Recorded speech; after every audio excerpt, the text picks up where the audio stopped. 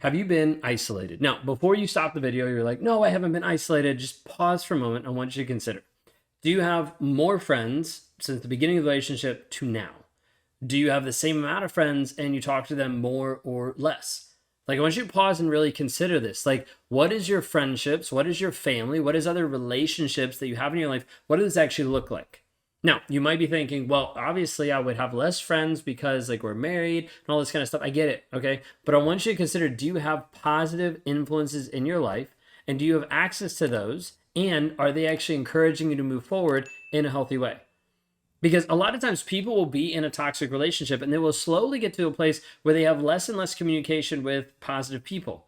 They have less and less communication with their best friends, like people that actually help them move forward, with some of their family that was actually encouraging them to continue and to excel of who they actually were going to be. And what happens is this slowly disintegrates relationships as slowly as friendships fall apart. And you're left kind of thinking like, I don't know, like I didn't even realize that I had this.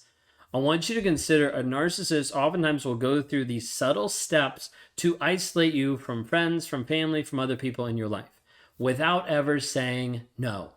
Okay? He's not going to come up to you and say, you shouldn't go with this person. Like, no, you can't do that. You're not allowed to go spend time with your family. You're not allowed to go do this. Like, he's not going to do that. Okay? Why? Because he knows that would be a trigger. He knows that would be a red flag. He'd be like, wait a second, this person's telling me I can't do this. I'm going to do this anyways. Okay? He knows that it's going to push you in the wrong direction. So then it has to be subtle. It has to be like this slow, manipulative piece to convince you that that other person isn't good for you. Now, this might be trying to lead you down this path and lead you down to this place of saying, oh, I need to break up with this friend because this friend isn't good for me anymore because he keeps telling me that he's not good for me anymore. Then, like, you're going to see these different pieces that a narcissist will try to plant these small little things in your mindset that tells you, hey, these people are toxic. This isn't a good person. They're not helping. Now, it could be as small as the narcissist, like, talking like, hey, I just don't feel comfortable around them. Like, I don't really want to hang out with them because, like, they're just how they make me feel. And he has this, like, level of, like, I don't know what it is. Like it's just, like, did you see what she said? Did you see how she interacted? Like, I just feel like she doesn't like you. Like, there's all these little tiny things, and I'm only glossing the surface, like, so many. All these little things that he's going to say to you to try to get you to pull away from your friends. Maybe it's going to be different confrontation with your family around holidays, about different meals, different things you guys are doing together, and different confrontation. He's like, yeah, if that's how your family's going to be, like, I'm not going to interact with them. And you're like, but you kind of started it. Like, you made the family, like, nope, like, this is. And so what he's doing is he's pitting you against them, okay? And he's setting you up to have to make a decision between him or between them, between your family and between him, between your friends and between him. You shouldn't have to make that decision if you're in a healthy relationship. You shouldn't have to make a decision of like, well, I can only choose either my friends or my husband. Like, you shouldn't have to make that decision. Okay?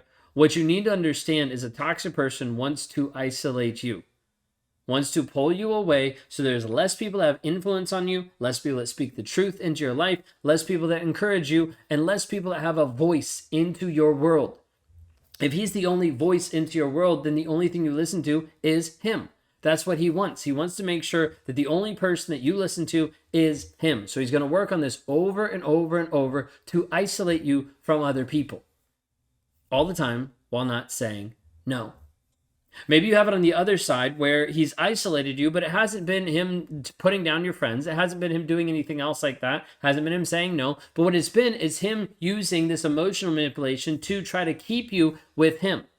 I thought you loved me. I thought we were going to spend time together. Like, elevating his needs. And it's amazing how all of a sudden his needs seem to coincide with the same exact time that you were going to make plans with other people.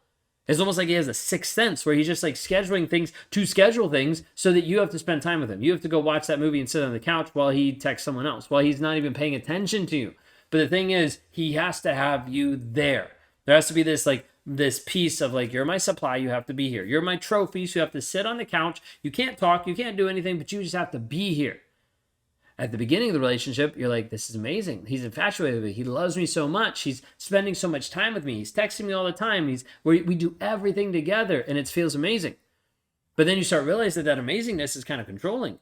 Like, this person has been controlling you because of how much time spent together. You're not able to do anything else. Like, you feel guilty for like spending time with your family. You feel guilty for going out with friends. You feel guilty for doing something for you. Instead, it needs to be about him. And slowly the dial changes and you realize everything that you're doing on a day-to-day basis is only about him, his needs, his focus, what he wants. Do you see how the isolation slowly creeps in? It's small, it's sinister, it's really tiny. And all of a sudden you're at the place where you've lost friends, you've lost family because of how he's shown up, because of how he's manipulated the situation. Maybe it's been because of how toxic he's been. He's broken up different families, different friends, different people that have been in your life. Like they no longer want to hang around you because they have to deal with his drama. They have to deal with his voice. They have to deal with the stuff that he's doing or he's saying or how he's attacking them. And then you're still left isolated.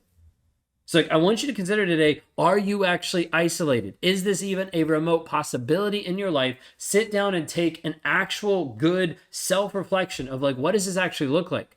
Because some of you have already started to tune this out and you're like, I'm not isolated. It's not that big of a deal, but it is. It's huge. And you need to focus on it. You need to actually see, is there a piece in my life where I'm not having the influences that I want, the people that are encouraging, the people that are supporting, the people that are helping me grow, and all I have is this person? Because if all you have is left with the toxic person in your life, you are isolated and you need help. Please reach out today for help.